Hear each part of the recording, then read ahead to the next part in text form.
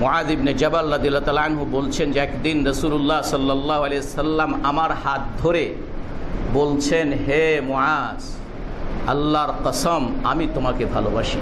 কে বলছেন? কাকে বলছেন? মুআয একজন সাহাবীকে আল্লাহর রাসূল বলছেন, হে মুআয, আমি তোমাকে কি করি? ভালোবাসি। ওয়াল্লাহি ইন্নী লা উহিব্বুক। আবার রাসূল সাল্লাল্লাহু আলাইহি ওয়াসাল্লাম বললেন যে আল্লাহর শপথ, আল্লাহর কসম আমি তোমাকে ভালোবাসি। ফাকাল উসিকা ইয়া মুআয,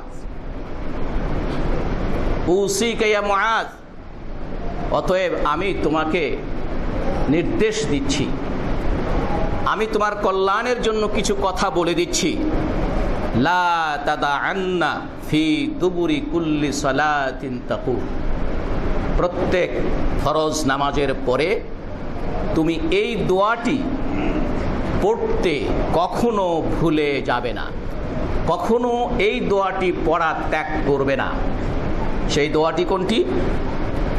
আল্লাহুম্মা আইন্নি আলা যিকরিকা ওয়া শুকরিকা ওয়া হুসনি ইবাদাতিক।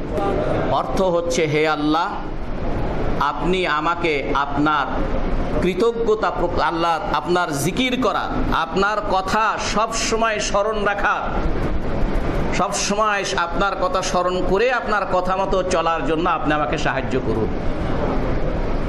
ওয়া শুকরিকা, আপনার কৃতজ্ঞতা প্রকাশ করার জন্য আপনি আমাকে সাহায্য করুন। ওয়া হুসনি ইবাদাতিক, এবং ভালোভাবে যাতে করে আপনার ইবাদত করতে পারি সেই জন্য আপনি আমাকে সাহায্য করুন। সুতরাং এই দোয়া আল্লাহ রাসূল সাল্লাল্লাহু আলাইহি সাল্লাম মুআযকে শিক্ষা দিচ্ছেন এই কথা বলে যে, মুআয, আমি আল্লাহর কসম করে বলছি তোমাকে ভালোবাসি। তার অর্থ হচ্ছে তোমাকে ভালোবাসি বলেই তোমার কল্যাণ চাই, তোমার কল্যাণ চাই বলেই তোমার জন্য যেটা কল্যাণকর এরকম একটি কথা আমি তোমাকে শিখিয়ে দিলাম।